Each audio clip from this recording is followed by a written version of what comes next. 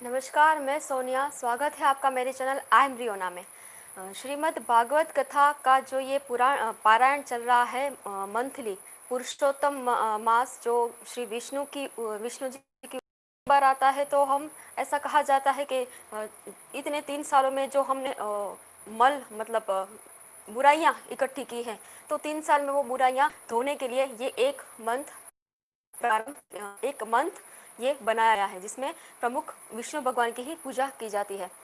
कल हमने श्रीमद् भागवत कथा जो मैं ये मेरा ग्रंथ है भागवत कथा, जो मैं अक्सर पढ़ती हूँ। तो मुझे लगा कि ये सबको ये नॉलेज सबको मिलना चाहिए, क्योंकि आजकल नॉलेज सिर्फ मोबाइल से ही लोग ले रहे हैं। तो मुझे लगा कि ये बुक, इसमें जो नॉलेज है वो सबको बांटना चाहिए। कल हमने पहले दिन में बहुत अच्छा सेशन रहा हमारा, 1 घंटे का। बहुत से लोगों ने करीब 100 लोगों ने ज्वाइन किया था सेशन। सबको वो धन्यवाद वो सेशन ज्वाइन करने के लिए, क्योंकि ये चीज़ ज़रूरी है, ये इस चीज़ का फैलावा ज़रूरी है। हम बाकी तो दिन में 24 घंटे में से 23 घंटे हम अपने लिए निकालते हैं। 1 घंटा हम अगर भगवान के लिए निकालें, वो भी एक मंथ आता है 3 साल में एक बार, तो इतना तो हम कर ही सकते हैं। एक और बात मेरे दिल में आ रही है, ये कथा शुरुआत करने से पहले मैं कहना चाहूँगी कि कुछ लोग समझते हैं कि भक्ति जो है, भक्ति या सत्संग, ये सिर्फ बुढ़ापे में करनी चाहिए। ये कोई एज है हमारी कि हम भक्ति करें? ये कोई एज नहीं है कि भक्ति करें। बुढ़ापे जब बूढ़े होंगे तब देखा जाएगा, तब कर लेंगे भक्ति। ऐसा ही तो करते हैं लोग। बुढ़ापे में बस भगवान का नाम ले लिया, पूरे लाइफ में जो हमने गलत चीज़ें की हैं तो वो सब ठीक हो जाएगी।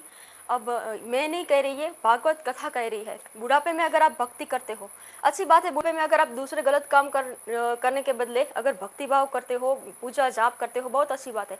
मगर बुढ़ापे में भक्ति करने से आपका जीवन तो पूरा निकल गया है। अब आपके जीवन में आप क्या परिवर्तन ला पाएंगे? बुढ़ापे में भक्ति करने से आपका अगला जन्म अच्छा होगा। ये मैं नहीं कह रही, ये भागवत पुराण कह रही है।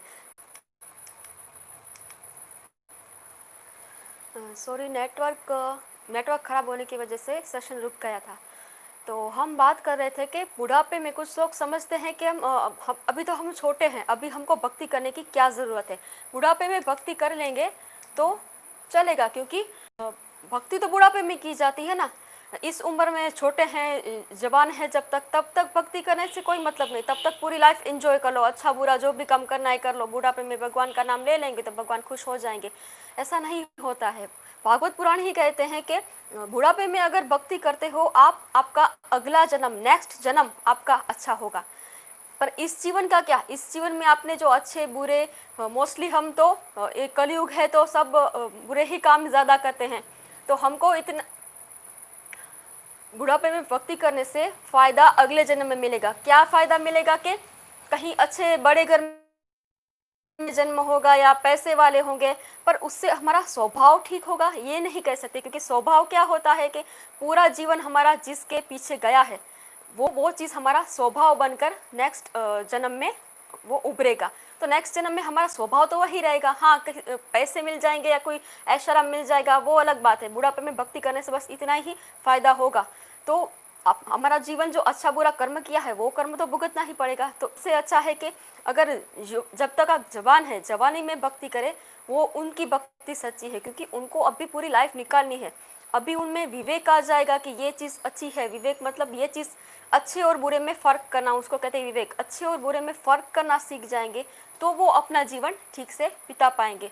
तो कुछ मतलब है कि उनका ये जीवन ठीक होगा।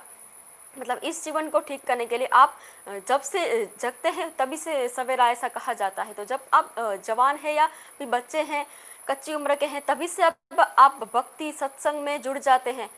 और बच्चे भक्ति सत्संग का मतलब यही नहीं है कि पूरा बैठे रहे। कोई भी कार्य आप करते हैं, कोई भी कार्य भक्ति बन सकता है। ये चीज़ सिखाती है ये भागवत ग्रंथ। कोई भी काम कर रहे हैं आप, जैसे ये यूट्यूब में वीडियो बना रहे हैं, तो यही एग्जांपल देखिए कि वीडियो बनाने की कितनी कैटेगरीज हैं। लोग कैसे कैसे वीडियो बनाते हैं, उसमें अगर आप अच्छा वीडियो बना रहे हैं तो आपका ये कर्म भी भक्ति बन जाता है। RGM मोटिवेशन कह रहे हैं जय श्री कृष्णा। ओके जी, जय श्री कृष्णा। तो कोई भी कार्य आप भक्ति बना सकते हैं। कब? जब आपका दिमाग सही से काम कर रहा है कि मुझे इस उम्र से ही भक्ति करनी है, इस उम्र से ही मेरा जीवन मुझको अच्छे से बिताना है। तो ये चीज़ बताती है ये भागवत कथा, इसलिए मैं इस किताब को सबसे ज़्यादा मानती हूँ। और कल हमने देखा डे 1 में कुछ भगवत गीता का महात्म्य पढ़ा था। आगे उसका आगे नेक्स्ट चैप्टर जो होता है वो आज पढ़ेंगे। तो श्रीमद् भागवत पुराण जो ये डोंगरे जी महाराज की है, डोंगरे जी महाराज का परिचय में भी मैंने कल आपको दिया था। दीपक रुद्र सिंह, ओके, जय श्री राम, जय श्री राम। डोंगरे जी महाराज का परिचय में भी मैंने आपको दिया था कि कथाकार कैसे होने चाहिए। कथाकार निस्पृह होने चाहिए, उनको कोई स्पृहा नहीं होनी चाहिए कि मुझे ये इच्छा है, मैं कुछ बोल रहा हूँ, ज्ञान दान कर रहा हूँ। ज्ञान का दान होता है, ज्ञान का विक्रय जब से शुरू हो गया, विक्रय मतलब बेचना, जब से ज्ञान बेचना शुरू हो गया तब से ये देश हमारा पतन की ओर चला गया। अदरवाइज भारत भूमि, कल ही हमने देखा, भारत भूमि भोग भूमि नहीं है, योग भूमि है। यहाँ पे बड़े बड़े योगी तपस्वी हुए हैं, सभी भगवान के अवतार भी यहाँ हुए हैं। पर पतन कब से हुआ? ज्ञान बेचना शुरू हो गया। तो डोंगरे जी महाराज ऐसे कथाकार थे कि उनको कोई स्पृहा नहीं थी कि मुझे ऐसे पैसे, इतने पैसे मिले, मुझे वाह वाह मिले। पैसे नहीं होते तो किसी को कीर्ति की आशा होती कि मेरा बस नाम हो जाए सब जगह, वो भी नहीं होने चाहिए। एक रियल कथाकार निस्पृही होना चाहिए कि मैं कथा कर रहा हूँ बस अपने आनंद के लिए कर रहा हूँ, सामने किसी का भला हो भी रहा है, नहीं भी हो रहा है, किसी को कोई फर्क नहीं पड़ना चाहिए। तो ऐसे थे डोंगरे जी महाराज। इसलिए मैं सभी व्रत कथा शुरू करने से पहले होता है हमेशा मंगलाचरण, क्योंकि अच्छा कार्य कर रहे हैं हम। शैलेंद्र सिंह जेलोटा, हेलो शैलेंद्र सिंह, हर हर महादेव। कोई भी अच्छा कार्य हम शुरू कर रहे हैं तो उससे पहले हमारा आचरण मंगल करना पड़ेगा। मैंने कल भी कहा सेल्फ प्रोग्रामिंग, अपने सेल्फ प्रोग्रामिंग हमको सही करनी पड़ेगी। आगे जो काम करने जा रहे हैं तो उसमें वो काम सही होना चाहिए, क्योंकि हम काम करने वाले हैं तो हमको खुद में सेल्फ प्रोग्रामिंग अच्छी करनी पड़ेगी कि मेरा आचरण मंगलमय होना चाहिए। तो उसके 3 श्लोक हैं, ये पढ़ना कंपलसरी है। शुरू करते हैं श्री गणेश जी के नाम से। श्री गणेशाय नमः। ओम मंगलाचरण। मंगलम भगवान विष्णु मंगलम सर्वध्वज मंगलम पुंडरीकाक्षो मंगलाय तनोहरि।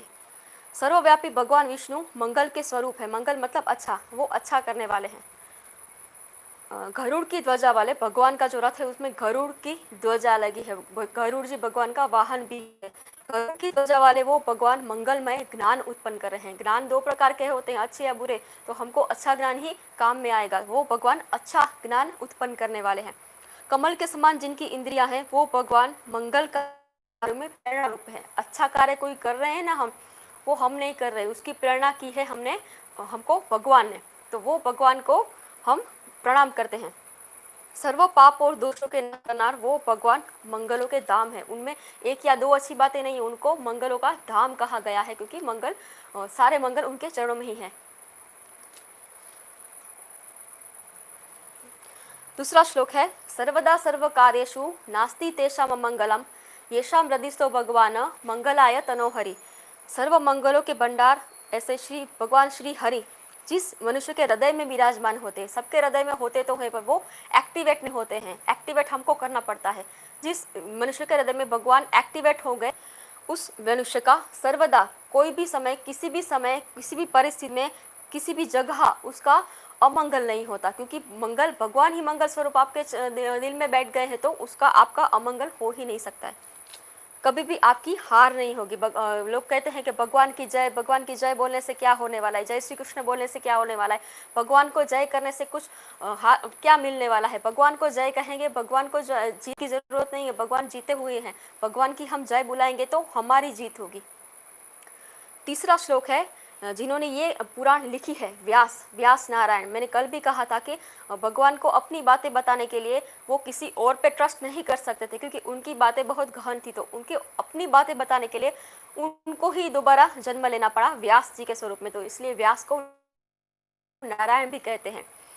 व्यासाय विष्णुपाय व्यास रूप विष्णवे नमो वे ब्रह्म विदय वासिष्ठाय नमो नमः। व्यास स्वरूप भगवान श्री विष्णु को मैं नमस्कार करता हूँ। महर्षि वशिष्ठ के कुल में उत्पन्न हुए भगवान विष्णु स्वरूप व्यास को विष्णु स्वरूप ही कहा गया है, क्योंकि व्यास ही विष्णु का अवतार थे। विष्णु स्वरूप व्यास के जिन्होंने वेद के विभाग किए हैं, वेद का उन्होंने एनालिसिस करके हमको वो वेद जो बहुत हार्ड होते हैं, वेद हमारी समझ के बाहर होते हैं, हम तो एक श्लोक भी ठीक से बोल नहीं पाते, तो वेद के अर्थ तो क्या समझेंगे। वेदों का हमारे लिए उनको छोटे छोटे टुकड़ों में बांटकर पुराण बनाए हैं, कोई ग्रंथ रचे हैं, ताकि सरल भाषा में वो ज्ञान हम तक अवेलेबल हो जाए। वेदों के विभाग किए हैं, उनको मैं बारंबार नमन करते हूँ।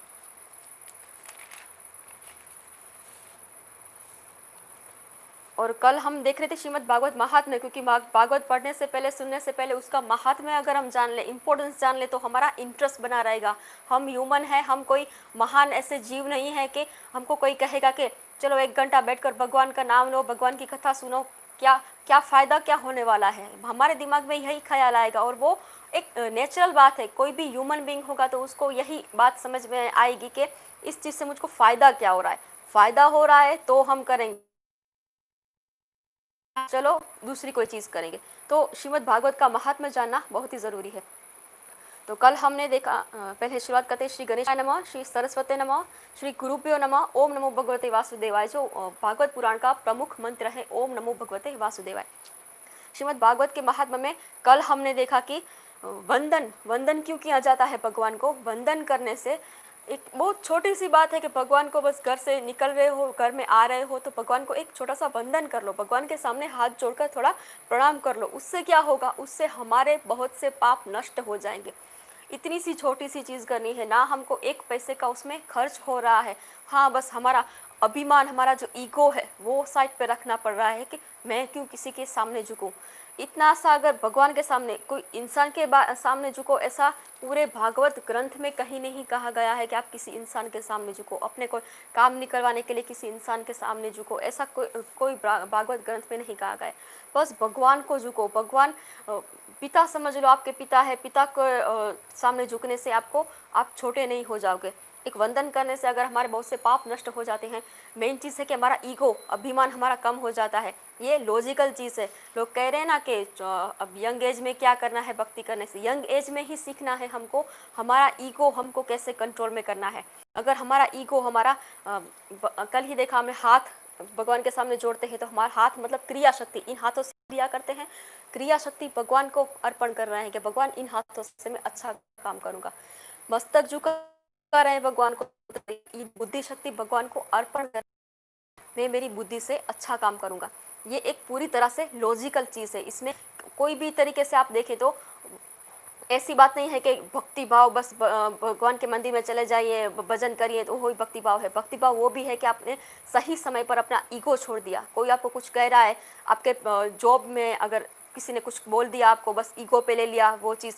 पर्सनल लाइफ में किसी ने कुछ बोल दिया, ईगो पे ले लिया। ये ईगो को कंट्रोल करना बहुत ज़रूरी है। क्यों ज़रूरी है भक्ति? ईगो को कंट्रोल करने के लिए। भगवान को झुकने से क्या होता है, हमारा ईगो कंट्रोल होगा। 2-3 पेज में ये सिर्फ नमन की ही बात की गई है कि भगवान को सिर्फ हाथ जोड़कर नमन करने से कितना फ़ायदा होता है। फिर कहा गया कि दर्शन को क्या कहते हैं? भगवान का दर्शन स्वप्न में हमको झांकी हो तो वो साधारण दर्शन है, मंदिर की मूर्ति में हमको भगवान दिखे तो वो मध्यम दर्शन है, पर ईश्वर का साक्षात देख रहे हैं स्वरूप, साक्षात सामने ईश्वर आ जाता है। जो ध्रुव को हुए थे भगवान के दर्शन, वो है ईश्वर का उत्तम दर्शन, जो हमारे लिए बहुत ही मुश्किल है। फिर कहते कि आनंद कैसे मिलता है? आनंद के 2 प्रकार देखे थे। एक था साधन जन्य आनंद। साधन जब तक है, एक एग्जाम्पल देखा था मोबाइल से अगर हम कोई चीज़ मूवी देख रहे हैं तो वो मोबाइल चल रहा है, इंटरनेट चल रहा है, एक्सेस कर रहे हैं, तब तक हमारा आनंद टिकता है। खुशी कह सकते हैं, आनंद तो नहीं कह सकते। टेम्पररी जो खुशी है वो टिकती है। अगर मोबाइल चला गया, इंटरनेट चला गया, साधन चला गया तो हमारी खुशी नष्ट हो गई। तो वो कैसा आनंद हुआ? साधन जन्य आनंद। साधन चला गया तो खुशी भी चली गई। दूसरा है स्वयं सिद्ध आनंद। चीज़ हो या ना हो हम खुश हैं, कोई व्यक्ति हो या ना हो हम खुश हैं, तो वो हम कहा जाएगा स्वयं सिद्ध आनंद, जो बहुत कम रेयर केस में मिलता है हमको।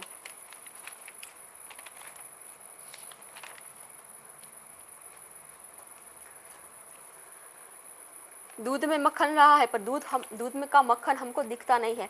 दूध में से दही बनाते हैं, छाछ बनाते हैं, फिर उसको मंथन करते हैं, तब मक्खन दिखता है। वैसे ही ईश्वर मतलब कि आनंद सब जगह है, सर्व चीज़ों में है आनंद। क्या करना पड़ेगा हमको? हमारे मन का मनोमंथन करना पड़ेगा, तभी वो चीज़ से हमको आनंद मिलेगा, तभी हमसे हमारे जो अंदर ईश्वर है वो जागृत होंगे। जिसका नॉलेज टिक गया, उस एक चीज़ मानते हैं कि चलो ये चीज़ अच्छी होती है, ये चीज़ अच्छी होती है, हम 4 लोगों को बिठाकर सलाह भी देते हैं। कल होगा, कल नेक्स्ट सूरज उगेगा, हमको वही हमारी चीज़ गलत लगेगी, अरे नहीं मैं तो कल सोच रही थी ना, मैं तो गलत थी। एक्सेप्ट भी गलत, कुछ लोग एक्सेप्ट करते हैं, कुछ लोग एक्सेप्ट नहीं करते हैं। हमारा जो नॉलेज था वो टिका नहीं ना, हमारा नॉलेज कंटिन्यूस नहीं टिक पाता है। तो जिसका ज्ञान नित्य टिकता है उसको कहते हैं भगवान। भगवान का नॉलेज ऐसे हमारे जैसे अप डाउन नहीं होता है। आज भगवान ज़्यादा जानते हैं, कल भगवान कम जानेंगे, परसों फिर कहेंगे कि अरे मैं जो पहले सोच रहा था वो गलत है। वो हम ऐसे सोचते हैं, हमारा ज्ञान नित्य नहीं है। तो जिसका ज्ञान नित्य है वही है भगवान। संसार का प्रत्येक पदार्थ परिणाम में, एंड में विनाशी है, एक दिन उनका उनका नाश हो जाना है। तो इसलिए उनसे हमको कंटिन्यूसली आनंद नहीं मिलता है। जो भगवान को उनके साथ अपने मन को जोड़ देते हैं वही भगवान नारायण बन सकते हैं। Amita ma'am from maths class.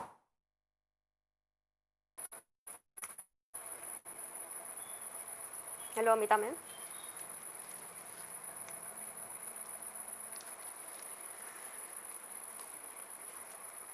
जब हम भगवान के साथ अपना कनेक्शन जोड़ लेंगे, मैम, हाँ hello ma'am, thank you, nice to meet you. Janvi Thakkar, Ruchi, okay, Ruchi is my student. मैंने कल भी कहा रुचि मेरी स्टूडेंट है, बहुत छोटी लड़की है, फिर भी वो इन चीज़ों में इंटरेस्ट ले रही है। बचपन से जिसको का रंग लगा ना, उसका उसका जीवन अच्छा होगा। बुढ़ापे में आप भक्ति करोगे कोई मतलब नहीं है, पूरी लाइफ निकाल दी है। छोटे जो स्टूडेंट हैं मेरे, वो इंटरेस्ट ले रहे हैं, वो बहुत, मुझे अपने आप पर गर्व हो रहा है कि चलो वो इंटरेस्ट ले रहे हैं भगवान में, क्योंकि उनको इंटरेस्ट होता है। कोई आज किसी बच्चे को ज़बरदस्ती माँ बाप नहीं बिठा सकते हैं कि बेटा देखो भागवत कथा चल रही है देखो। वो बच्चे का खुद का उनका संस्कार होता है, उनके माँ बाप के संस्कार होते हैं। वरना इतने छोटे बच्चे ये कथा में, कथा कहें या नॉलेज कहें, वो नॉलेज लेने नहीं बैठ सकते हैं। तो ये उनके माँ बाप, उनके माता पिता का नाम है भरत ठक्कर, जानवी ठक्कर, उन्होंने अच्छे संस्कार दिए हैं।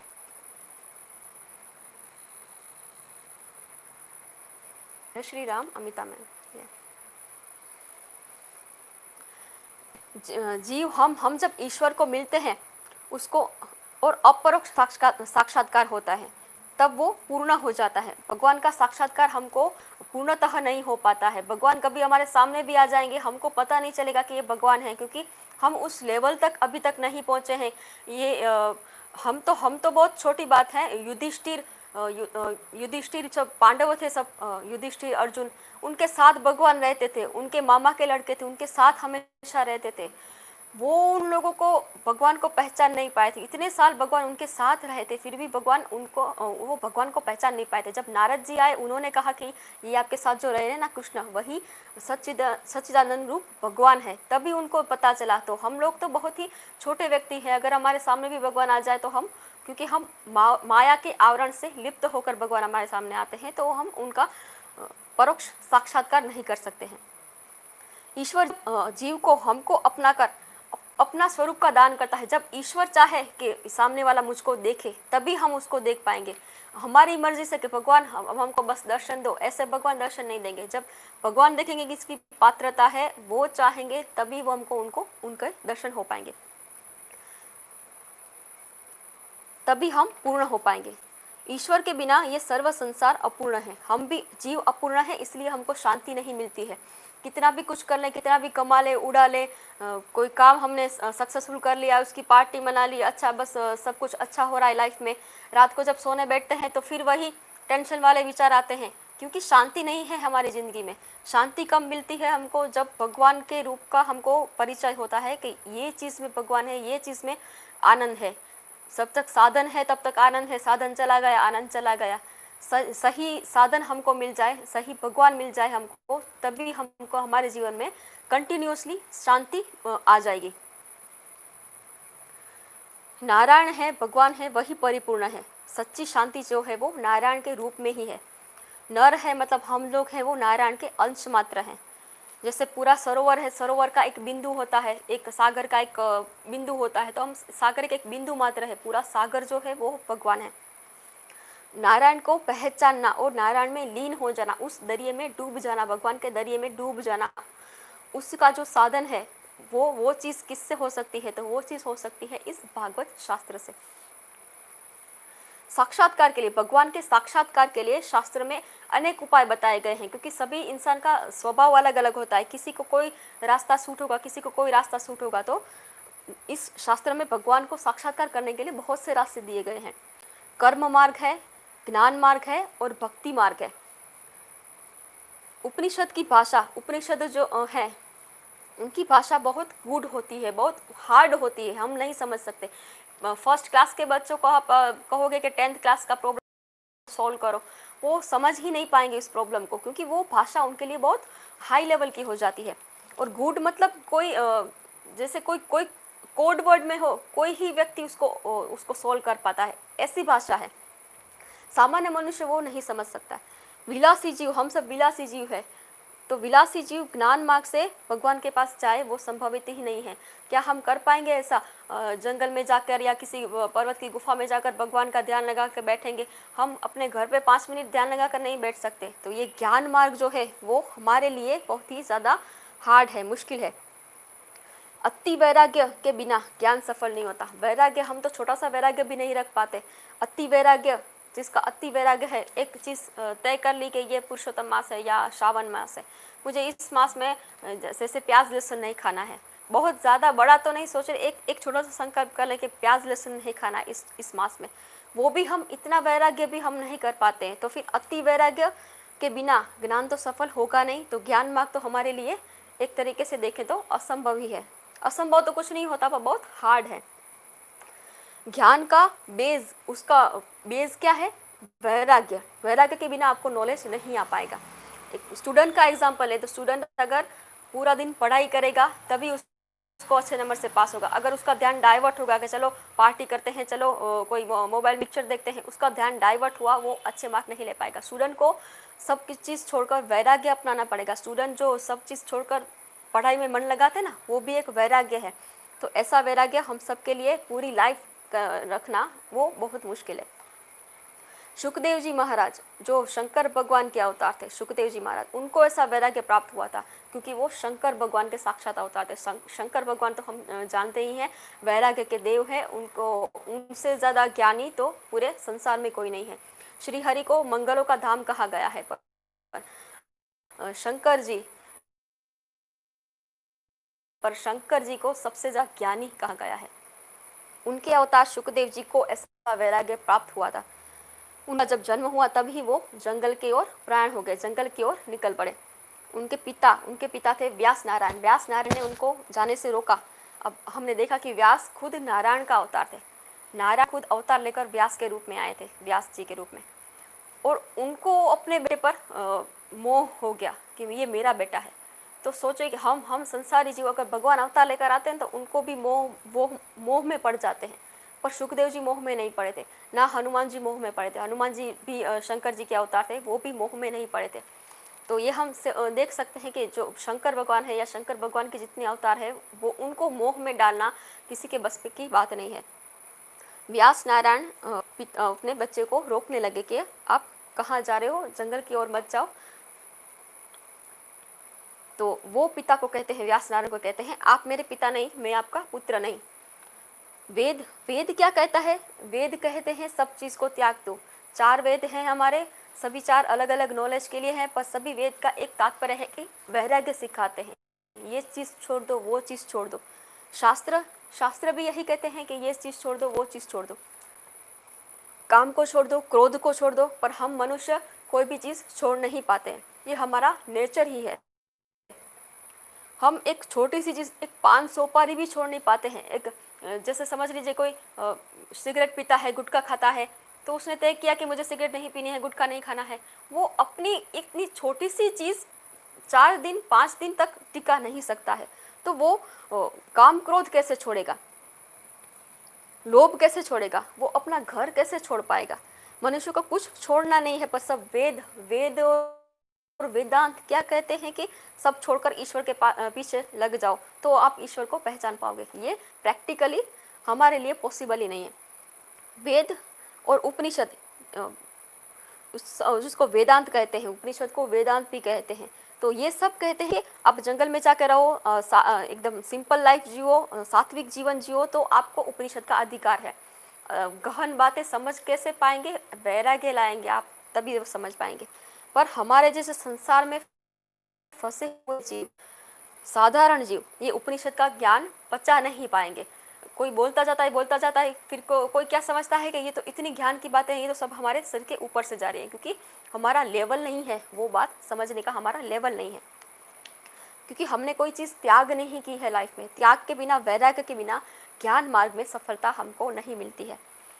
व्यास जी को लगा कि कलयुग के मानव जो है वो ज्ञान मार्ग से परमात्मा का साक्षात्कार नहीं कर पाएंगे, तो उसके लिए उन्होंने भागवत का निर्माण किया। ये इतनी सिंपल भाषा में लिखी हुई बुक है कि एक इंसान दूसरे इंसान को कैसे मिलता है तो बात करता है, समझाता है, वैसे सब बड़ी बड़ी बातें ऐसे इस तरह से समझाई गई है इसमें। जो कार सुख भोगता है, मतलब कार में घूमता है, अच्छे से सब चीज़ें भोग रहा है, उसको आप कहेंगे कि योग करो, योगाभ्यास करो, तो वो नहीं कर पाएगा। भोगी अगर योगी होने जाएगा तो वो रोगी बन जाएगा। ज्ञान मार्ग में जिसका पतन होता है, ज्ञान मार्ग में आप चले गए, फिर आगे टिक नहीं पाए, अगर उस ज्ञान मार्ग से आपका पतन हो गया तो आप सीधे नास्तिक हो जाएंगे। खूब अपना शक्ति लगा दी कि मुझे ये चीज़ करनी है, करनी है, पर वैराग्य लाना कितना मुश्किल है पता है ना। विश्वामित्र जिसने इतने ज्ञानी ऋषि इतने साल तपस्या की, वो एक मेनका के रूप में आसक्त हो गए, ज्ञान मार्ग में उनका पतन हो गया। पर ज्ञान मार्ग में हमारे जैसे लोगों का अगर पतन हो जाता है, बहुत सारा टाइम हमने ज्ञान मार्ग में लगा दिया, योग मार्ग में लगा दिया, फिर हम फेल हो गए उसमें, तो फिर हमारा माइंड ही ऐसा हो जाता है कि ये सब चीज़ बेकार है, भगवान कुछ है ही नहीं, इतना साल मैंने बर्बाद कर दिया, इतना टाइम बर्बाद कर दिया, तो उसका क्या हो जाएगा, फिर मन ही चेंज हो जाएगा कि भगवान जैसा कुछ है नहीं।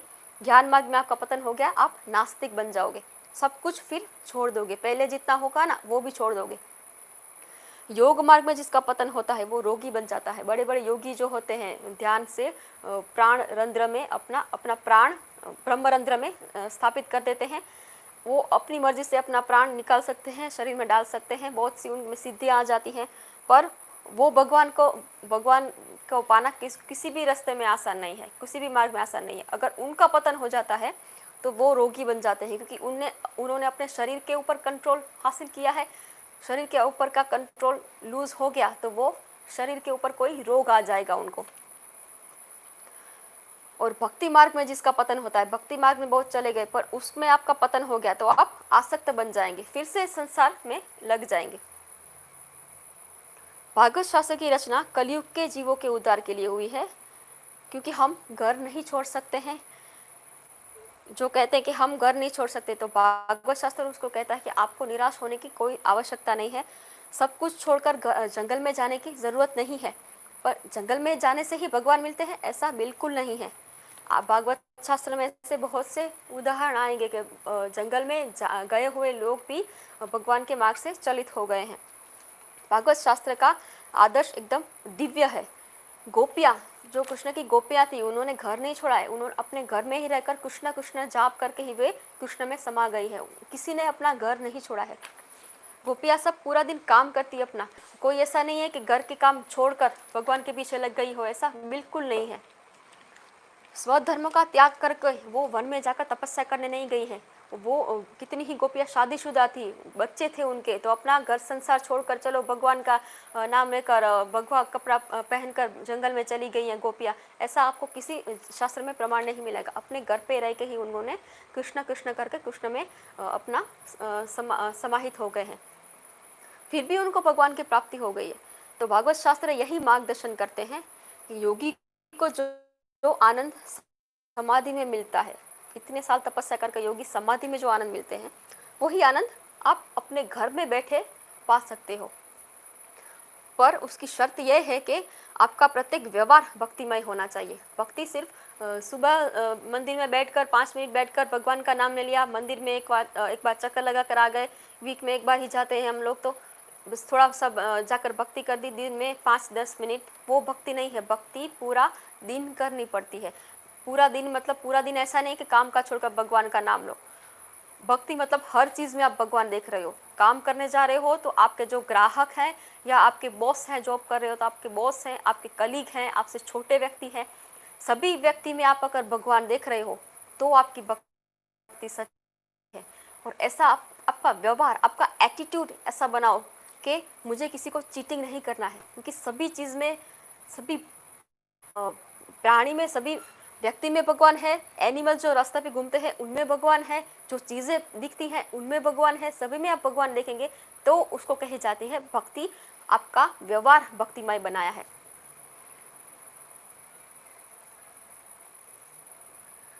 गोपियों को तो घर में ही परमात्मा के दर्शन हुए हैं। कितने ही कृष्ण वृंदावन छोड़कर, ब्रज छोड़कर चले गए तो उनको अपने घर में ही कृष्ण के दर्शन हुए हैं।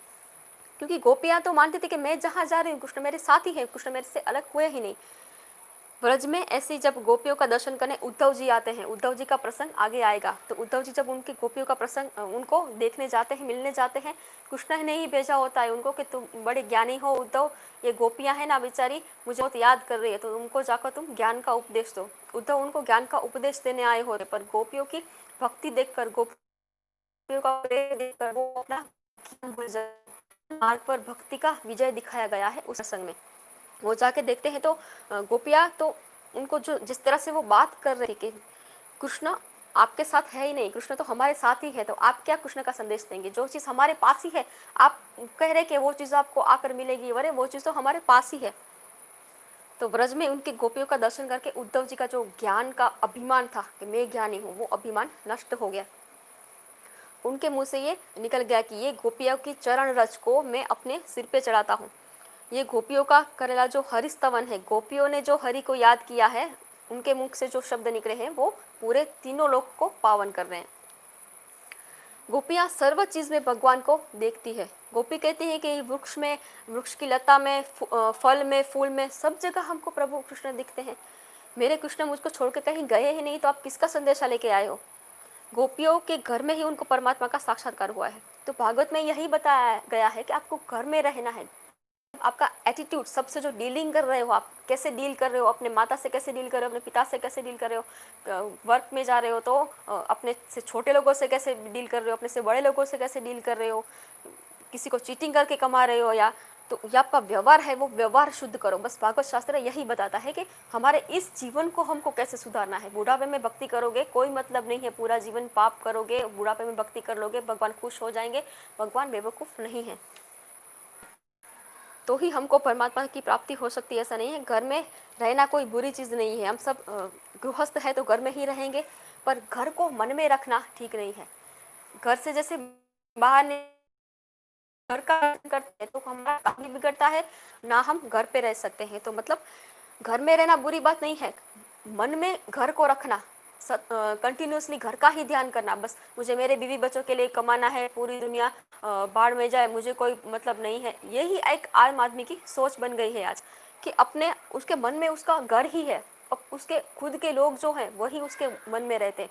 घर में रहना बुरी बात नहीं है, पर घर को अपने मन में रखना वो बुरी बात है।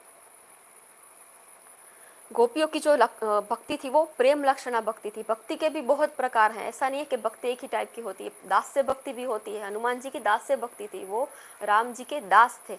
और गोपियाँ प्रेम भक्ति है, गोपियाँ कृष्ण को प्रेम करती थी, तो उनकी प्रेम लक्षणा भक्ति है। वो इतनी दिव्य थी कि उनको घर में रहने से भी प्रभु की प्राप्ति हो गई, क्योंकि गोपी खुद कृष्ण को याद करते करते खुद कृष्ण बन गई। ऐसे अलौकिक भक्ति मार्ग का व्यास नारायण ने इस भागवत में वर्णन किया है, और भक्ति के द्वारा परमात्मा का साक्षात्कार हो सकता है, ये भागवत में बताया। भागवत क्या करेंगे, ये भागवत शास्त्र क्या करेंगे, हमारे व्यवहार को, हमारे एटीट्यूड को भक्तिमय बनाएगी। व्यवहार और परमार्थ का समन्वय, कॉम्बिनेशन कर पाएगी। परमार्थ मतलब सत्संग, व्यवहार मतलब हम जो दिन में जो काम करते हैं वो हमारे व्यवहार, और परमार्थ क्योंकि हम सब काम छोड़कर परमार्थ करने जाने वाले कोई नहीं है, पर परमार्थ घर में रहकर भी हम कर सकते हैं। तो हमारा व्यवहार को परमार्थ से कैसे कनेक्ट करना, ये हमको भागवत शास्त्र बताता है। इसलिए ये ग्रंथ प्रैक्टिकल है। फिर से मैं कह रही हूँ कि जो यंग लोग ऐसे समझ रहे हैं कि हमको ये भागवत कथा तो बोरिंग लगती है, इस उम्र में क्या सीखना है, ये यही सीखना है कि ये जीवन हमको ठीक करना है। आप अपने काम में, अपनी पढ़ाई में अगर ईगो को छोड़कर अपना लक्ष्य ध्यान में रखेंगे तो आप हर चीज़ में सफल हो पाएंगे। तो ये प्रैक्टिकल नॉलेज है।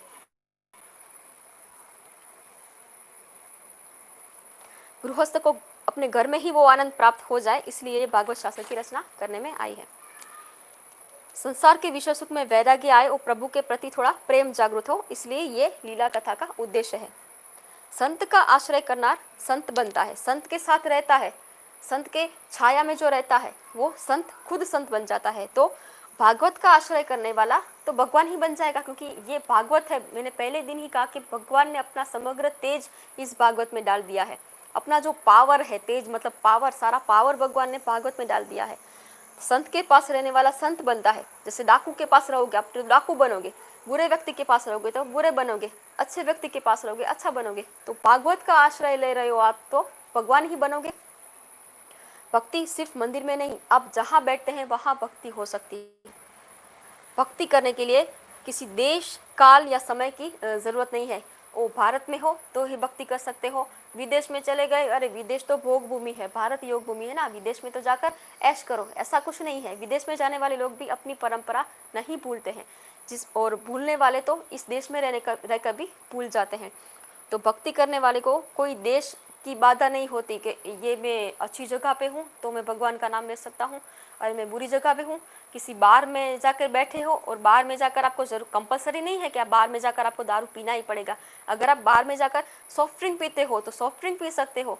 वो आपकी चॉइस पे डिपेंड करता है कि आपको क्या एक्सेस करना है अपने अंदर, जगह कौन सी है। कोई कहता है कि ये उसकी संगत में रहकर बिगड़ गया, ऐसा नहीं होता। उसको बिगड़ना होता है तभी वो बिगड़ता है। कौन सी जगह पे हम बैठे हैं उससे फर्क नहीं पड़ता है। बुरी जगह पे बैठकर भी आप भगवान का नाम ले सकते हो, अपना व्यवहार शुद्ध रख सकते हो। कोई समय की भी जरूरत नहीं है। ऐसा नहीं है कि बस सुबह ही भक्ति होगी, रात को अगर आपको टाइम मिला है, रात को भगवान का नाम लेना है, रात को भगवान का नाम ले सकते हो। काम कर रहे हो, बिजनेस कर रहे हो, उस समय आपको मन में भगवान का नाम चल रहा है, या सिर्फ आपका जो व्यवहार है वो शुद्ध रख रहे हो। भगवान को कैसा व्यवहार चाहिए कि जो आप, जिससे आप बिजनेस कर रहे हो उसको आप चीटिंग नहीं कर रहे हो, ये भगवान की आप इच्छा पूरी कर रहे हो, उसको भी भक्ति कहते हैं। ये भागवत शास्त्र बताता है। जरूरी नहीं है कि पूरा दिन आपको भगवान का नाम मन में चालू रख सके। इतने हम महान नहीं होते हैं, हम भूल जाते हैं। हमारा मन बहुत स्ट्रांग होता है, बहुत पावरफुल है हमारा मन। जितना समझते हैं कमज़ोर नहीं होता है हमारा मन। हमारा मन हमको हमेशा भगवान से दूर ही रखेगा। कम से कम ये तो चीज़ कर सकते हैं कि भगवान को ये पसंद नहीं है कि हम जिससे डील कर रहे हैं, जिससे बिजनेस कर रहे हैं, जहाँ पे जॉब कर रहे हैं, वहाँ को किसी को चीट करें, रास्ते पे जा रहे जानवरों को हम तंग करें। कुछ लोग तो, मुझे इतना गुस्सा आता है, कुत्ते, बेचारे कुत्ते बैठे होते हैं, स्ट्रीट डॉग्स, तो जा जाकर उसको पत्थर मारते हैं बस परेशान करने के लिए। तो ये चीज़ गलत है। किसी भी जीव को आप तकलीफ दे रहे हो। एक मैंने वीडियो भी बनाया था, गाय को हम खाना देते हैं वो ठीक है, चलो प्लास्टिक की बैग दे देते हैं। रोज़ प्लास्टिक की बैग हम कितनी रास्ते पे थ्रो करते हैं। कितनी गाय जिनके मालिक होते हैं वो दूध निकाल कर ऐसे ही रास्ते पे छोड़ देते हैं, और वो गाय के पेट में प्लास्टिक के अलावा कुछ नहीं जाता है, अन्न जितना जाता है। ये देख रहे हो कि ये प्लास्टिक मेरे ना फेंकने से एक गाय का, एक जानवर का जीवन बच जाता है। तो इतना तो काम आप कर ही सकते हो, उससे भगवान खुश होंगे। तो वो चीज़ आपकी भक्ति है। रास्ते पे कचरा देख रहे हो वो उठा लेते हो कि चलो ये कोई गाय खा ना ले, वो चीज़ आपकी भक्ति है। कोई किसी जानवर को तंग कर रहा है उसको जाकर आप बचाते हो, वो चीज़ आपकी भक्ति है। ज़रूरी नहीं है उस समय आप भगवान का नाम ले रहे हो, पर उस समय जो आप भगवान को पसंद है वो चीज़ आपने की है, किसी जीव को हेल्प की है, तो वो चीज़ भी भक्ति है। ये चीज़ हमको बताती है ये भागवत शास्त्र। भक्ति जो है वो 24 आवर करनी है, 24/7 भक्ति करनी है। ऐसा नहीं है सुबह 5-10 मिनट कर ली, हर चीज़ में आपको भक्ति करनी है।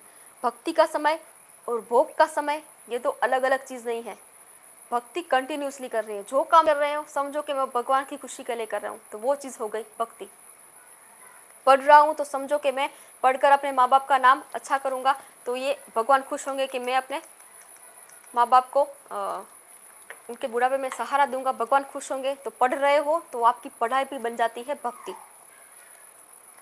24 आवर हमको भक्ति करनी है, 24 आवर ब्रह्म संबंध रखना है, भगवान के साथ कोई संबंध जोड़ना है, रिलेशन जोड़ना है। दो व्यक्ति आपस में बात कर रहे हैं, अगर दोनों को आपस में भावना नहीं होगी, कोई कनेक्शन नहीं होगा, दोनों में नहीं कर पाएंगे बात। एक दिन में अभी कोरोना का एग्जांपल ले लीजिए। आपके टाउन में, आपके सिटी में कितने लोगों को कोरोना हो रहा है, आपको दुख नहीं होता, उनको लिए दुख नहीं होगा। मगर आपके रिलेटिव को किसी को कोरोना हुआ, आपको कोरोना हुआ, आपके घर में से किसी को फीवर हुआ, तब आपको तकलीफ हुई। क्यों? क्योंकि आपका उस व्यक्ति के साथ संबंध है, कनेक्शन है। तो भगवान के साथ कोई कनेक्शन जोड़ो तो भगवान आपको हर समय आपकी हेल्प करने के लिए हाजिर रहेंगे। तो संबंध जोड़ना, रिलेशन जोड़ना बहुत ज़रूरी है। संबंध के बिना हमारा दिल नहीं दुखता है किसी के लिए। भगवान के साथ रिलेशन जोड़ोगे, ब्रह्म संबंध जिसको कहते हैं। ये शब्द ऐसे लगते हैं कि बहुत बड़े शब्द हैं, ये तो हमारे अभी अभी लेवल नहीं है। हम मतलब कि भगवान के साथ कोई भी रिलेशन जोड़ो, भगवान के साथ कनेक्शन जोड़ो।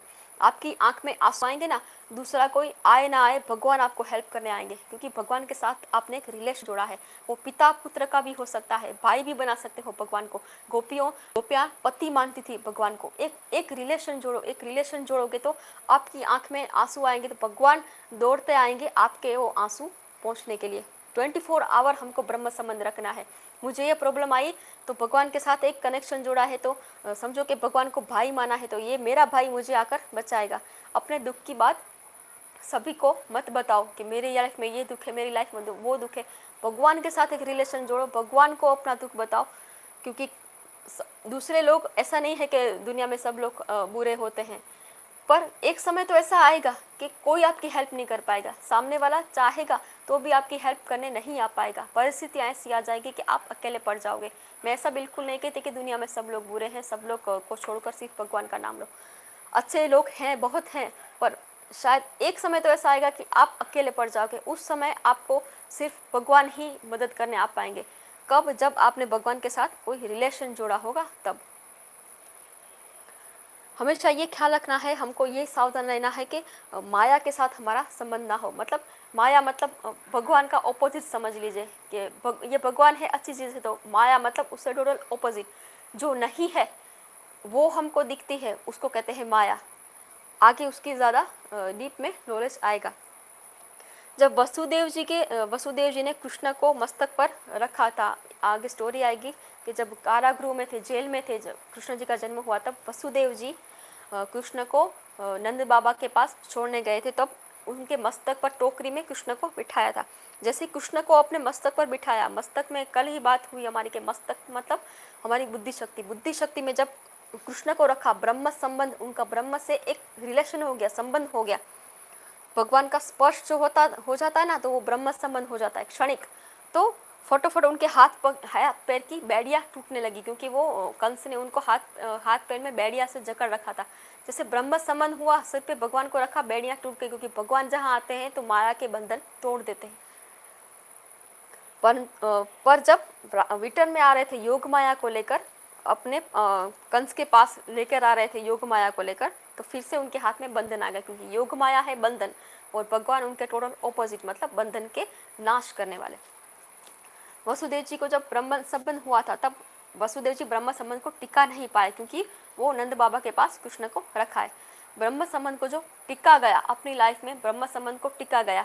आज मैं कहती हूँ कि भगवान मेरे भाई है, कल मैं कहूँगा कि नहीं भगवान तो ऐसा कुछ मदद करते नहीं, भगवान बस कुछ ही लोगों की मदद करते हैं। कल मेरा संबंध भगवान से कट हो गया ना, हमेशा 24/7 मेरा संबंध नहीं रहा भगवान से कि चलो मेरे ही कोई कर्म होंगे कि भगवान मुझे हेल्प नहीं कर पा रहे हैं, क्योंकि कसौटी लेते हैं भगवान, हमारी परीक्षा लेते हैं। तो ये ब्रह्म संबंध हमको टिकाना पड़ता है कि भगवान मेरे साथ हैं हमेशा।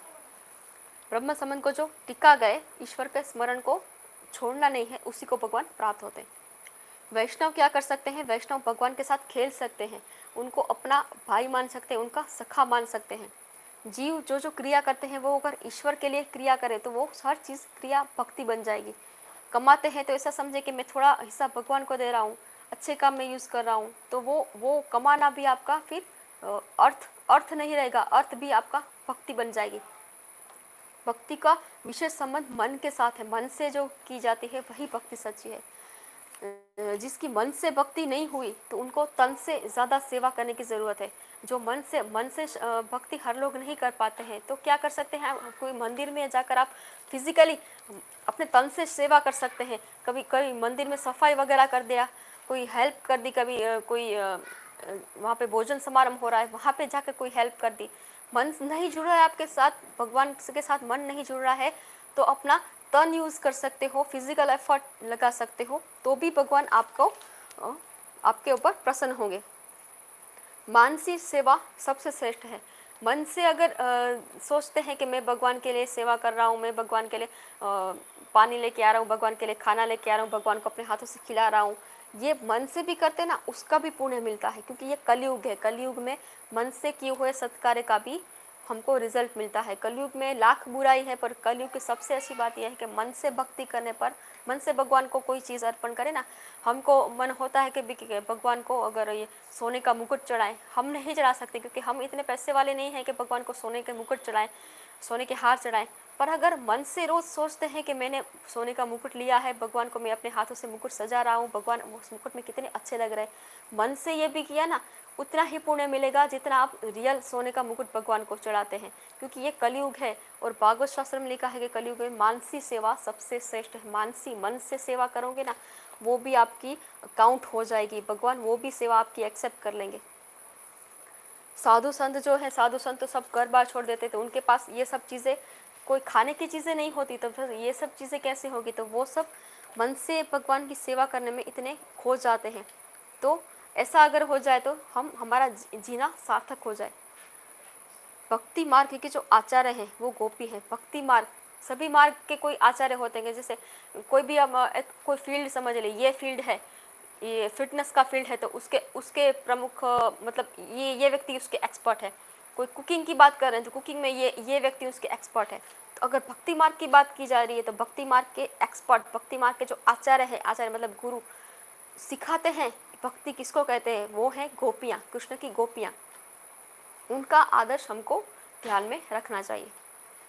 ज्ञान मार्ग से, योग मार्ग से जो ईश्वर का हमको आनंद का अनुभव होता है, वो बहुत ही कम प्रयास करने पर भक्ति से प्राप्त हो जाता है। ज्ञान मार्ग हार्ड है, योग मार्ग भी इतना मुश्किल है, हम नहीं कर पाते।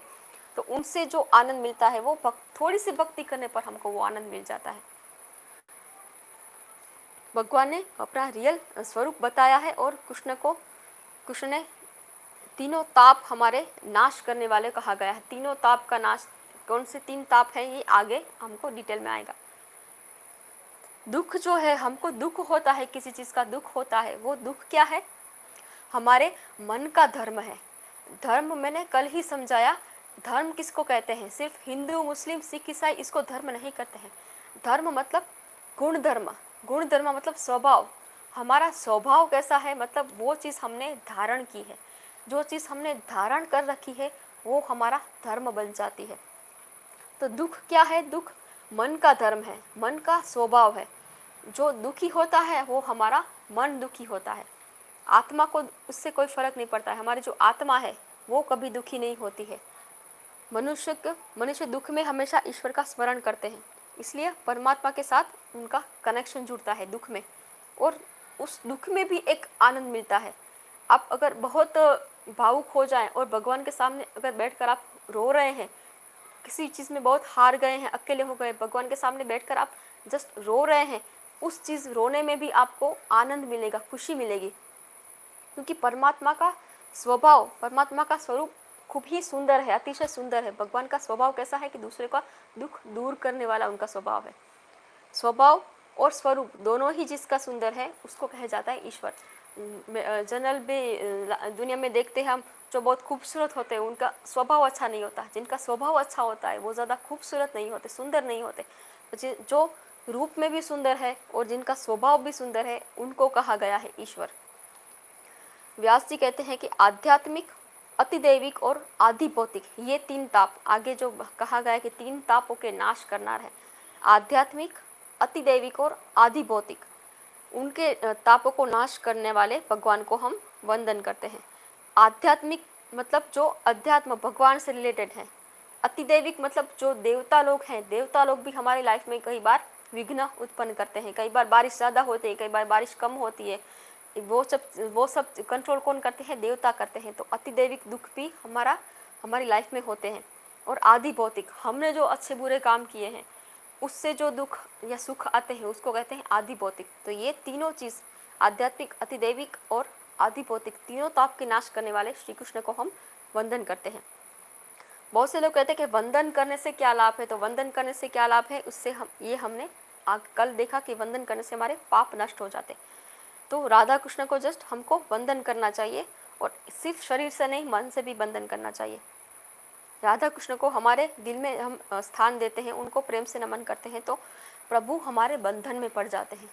प्रभु बंधन में पड़ जाते हैं, मतलब प्रभु एक जिम्मेदारी बन जाती है भगवान की, हमारी जिम्मेदारी भगवान के ऊपर चली जाती है कि ये मेरा भक्त है, ये मुझको नमन कर रहा है, ये मुझको प्रणाम किए बिना घर से नहीं जा रहा, ये मुझको पूरा दिन याद कर रहा है, तो ये दुख में है तो भगवान की जिम्मेदारी है, क्योंकि हमने अपनी जिम्मेदारी भगवान को दे दी है कि भगवान आप मेरी तकलीफ में मेरा साथ दीजिए, तो भगवान आपकी जिम्मेदारी ले लेंगे। उसके लिए भगवान से एक रिलेशन जोड़ना पड़ता है, बिना रिलेशन के हमको किसी के लिए दिल नहीं दुखता है। तो भगवान को भी हमारे लिए कब दिल दुखेगा, हम भगवान से कोई रिलेशन जोड़ लेंगे। बंधन प्रभु को बंधन में डाल देते हैं और आपको बंधन से मुक्त कर देते हैं।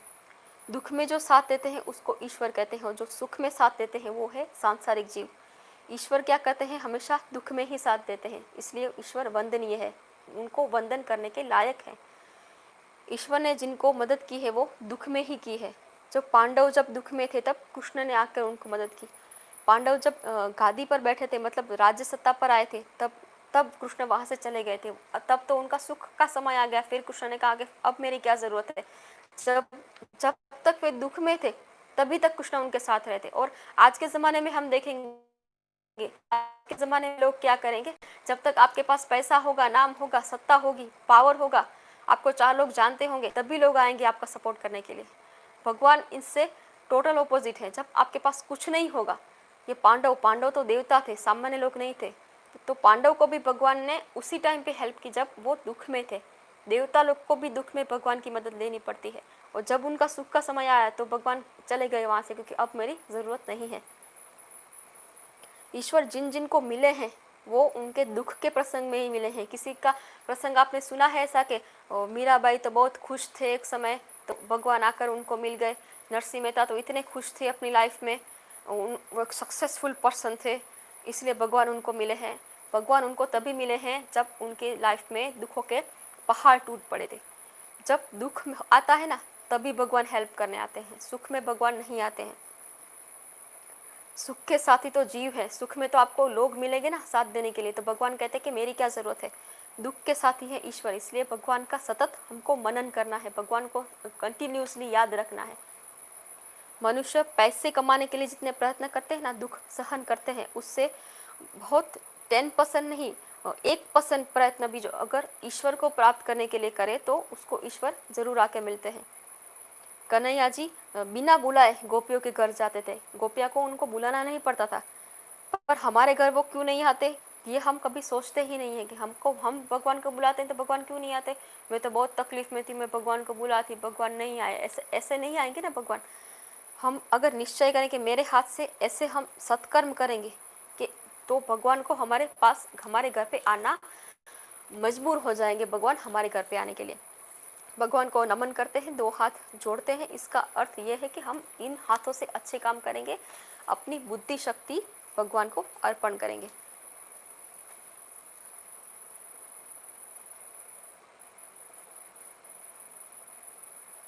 बस और कुछ ना कर पाए हम, तो बस भगवान को प्रयास से वंदन करते रहे तो भी भगवान इतने में भी खुश हो जाते हैं। और भगवान के उपकारों को हमेशा याद रखो कि भगवान ने हमारे ऊपर कितना उपकार किया है। हम शायद इतने लायक भी नहीं है जितना हमको सुख मिला है।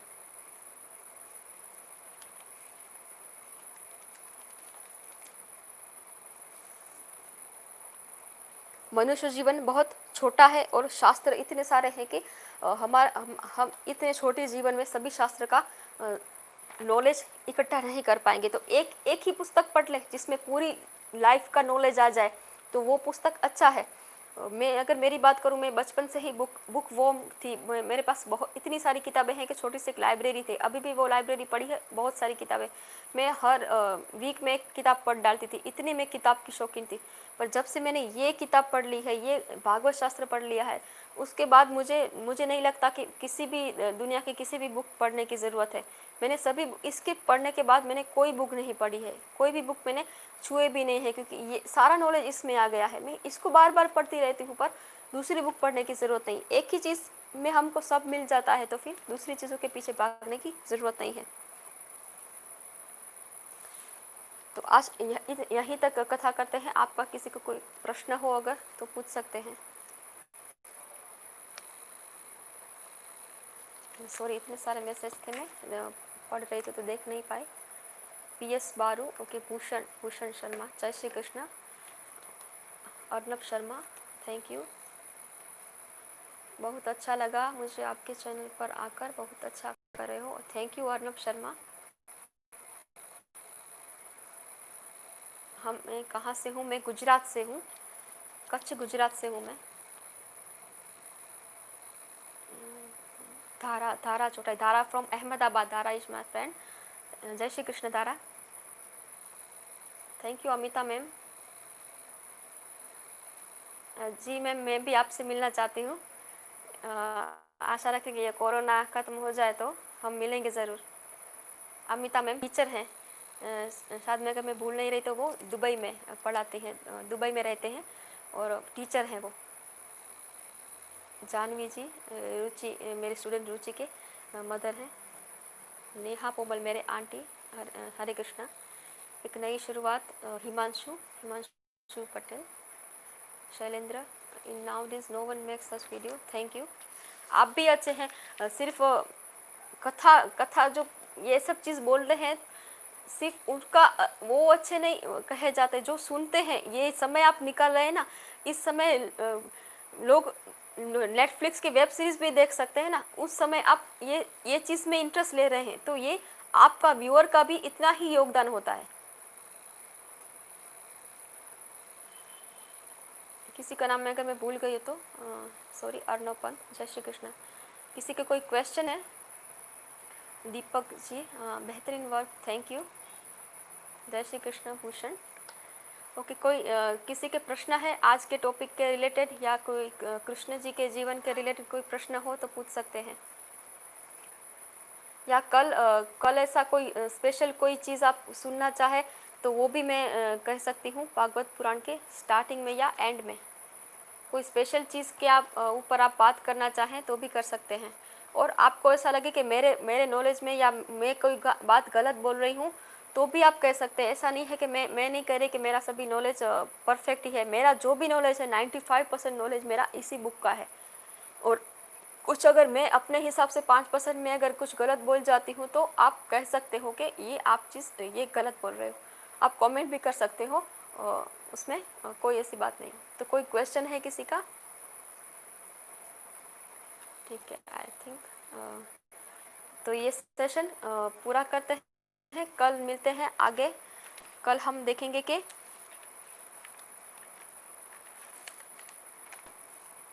सुखदेव जी की बात आएगी। सुखदेव जी जो एक भागवत के कथाकार थे, उनकी बात आएगी, उनके जन्म की बात आएगी। और राजा परीक्षित की बात आएगी। राजा परीक्षित जिसके लिए ये भागवत कथा सुखदेव जी ने कही है, राजा परीक्षित के जीवन के बारे में कल आएगा। दीपक जी पूछ रहे हैं कृष्ण अर्जुन संवाद जो रण क्षेत्र पे हुआ था उनके बारे में बताइए। जी, अर्जुन पांडव मतलब वो युद्ध करने वाले थे अपने भाइयों से, तो अर्जुन तो इंद्र के अवतार कहे जाते हैं, देवता थे वो। तो देवता को भी वो इंसान का जन्म लेकर आए हैं ना धरती पर। इंसान का जन्म लेकर जो भी आता है वो शुद्ध रूप में नहीं आता है, वो माया के आवरण में आता है। और माया तो अपना प्रभाव दिखाती ही है। भगवान के सिवाय माया किसी को नहीं छोड़ती। माया किसी के भी ऊपर अलिप्त हो सकती है, देवता हो या कोई भी हो। तो वो मुँह में पड़ गए थे कि मैं मेरे भाइयों को कैसे मारूं, क्योंकि वो कौरव उनके कजिन थे, भाई थे। और सामने जो लड़ने वाले थे तो द्रोणाचार्य, भीष्म पितामह, उनके दादाजी, तो वो उनके साथ वो कैसे लड़ सकते हैं। तो वो मोह में पड़ गए। तो कृष्ण जी ने उनका सिर्फ मोह दूर करने के लिए वो कृष्ण भगवत गीता कही है कि हमको कर्म कैसे करना है, कि अगर हम कोई कर्म करते हैं और उससे जुड़ नहीं जाते हैं, उस कर्म का फल हम भगवान को अर्पित कर देते हैं, तो वो उस कर्म का हमको ना अच्छा रिजल्ट मिलेगा ना बुरा रिजल्ट मिलेगा। तो आप कहेंगे ये तो एक बुरी चीज़ हो गई कि अच्छा रिजल्ट नहीं मिल रहा है। अच्छा रिजल्ट मिल रहा है वो भी हमको एक तरीके से बंधन में डाल रहा है। मैं ये अच्छा काम कर रही हूँ, मैंने ये अच्छा काम किया, तो वो मैं आ जाएगा, अभिमान आ जाएगा। अच्छा काम करे या बुरा काम करे, उसकी फल की इच्छा अगर छोड़ दे, उसका फल भगवान के चरणों में अर्पित कर दे, तो ना हमको अच्छा काम उसका अच्छा रिजल्ट मिलेगा ना उसका बुरा रिजल्ट मिलेगा। एक बैलेंस हो जाएगा। हमारे जो पाप होंगे वो तो कट जाएंगे, नए कर्म हमारे उपस्थित नहीं होंगे, नए कर्म हमारे क्रिएट नहीं होंगे। तो भगवान क्या कहते हैं कि तुम अपने कजिन को मार रहे हो तो ये मत सोचो कि कजिन को मार रहे हो, बस उसके शरीर को मार रहे हो, आत्मा तो अमर है, तो मतलब तुम्हारे ऊपर उसका पाप नहीं चढ़ेगा, क्योंकि ये तुम धर्म कार्य कर रहे हो, अच्छी चीज़ के लिए कार्य कर रहे हो, और उसका फल मेरे चरण में अगर अर्पित कर देते हो तो वो आपको उसका बुरा रिजल्ट नहीं मिलेगा। तो उसके लिए कृष्ण अर्जुन संवाद था। बाकी वो जो संवाद था भगवत गीता वो पूरा समझाएंगे तो ज़्यादा डीप हो जाएगा, पर भगवत गीता में जो आता है वही भागवत शास्त्र में आता है, पर इजी भाषा में आएगा। कर्म मार्ग, भक्ति मार्ग, योग मार्ग, बहुत से मार्ग है, आप जो भी मार्ग अपनाएं। तो मेरे हिसाब से भक्ति मार्ग ही इससे ईजी है, क्योंकि कोई स्पेशल चीज़ नहीं करनी है, जो भी चीज़ कर रहे हैं समझो कि भगवान मेरे साथ है। किसी के साथ गलत करने का मन हुआ तो भगवान उसी टाइम रोक लेंगे कि ये क्या कर रहा है, और हम भी सोचेंगे कि भगवान हमारे साथ है तो ये काम करने में शर्म आएगी। तो बस वो चीज़ हम कंटिन्यूसली रख पाते हैं, तो भक्ति मार्ग सबसे बेस्ट है। अच्छा क्वेश्चन था बहुत दीपक जी। कोई और क्वेश्चन किसी का? Thank you Bhushan, keep it up, thank you. तो ये सेशन ख़त्म करते हैं और कल नया सेशन शुरू करेंगे। शुक्रदेव जी की बात आएगी और परीक्षित महाराज की बात आएगी। तो मिलते हैं कल डे 3 में। तब तक के लिए भगवान का नाम लेते रहे, ओम नमो भगवते वासुदेवाय का जाप करते रहे, या हरे कृष्ण महामंत्र का जाप करते रहे, या भगवान के किसी भी नाम जब कोई भी भगवान में आप मानते हो, भागवत में भी आया है, किसी भी भगवान को आप मानो, ऐसा नहीं कि कृष्ण को ही मानो, सभी भगवान एक ही है। तो किसी भी भगवान का कंटिन्यूसली नाम लेते रहो, या अपना व्यवहार को भक्तिमय बनाओ। भगवान का नाम ना ले पाओ कोई बात नहीं, अपना व्यवहार जिससे डीलिंग कर रहे हो, जिससे आपसे बात कर रहे हो, जिससे रिलेशन रख रहे हो, उसमें प्योरिटी लाओ। सिर्फ उसमें पवित्रता लाओगे, समझोगे कि भगवान मेरे साथ हैं, बस वो चीज़ भी भक्ति बन जाएगी। उस चीज़ से भी हम अपना सभी कार्य आसानी से पार कर सकेंगे। तो मिलते हैं कल, तब तक जय श्री कृष्ण, जय श्री राम।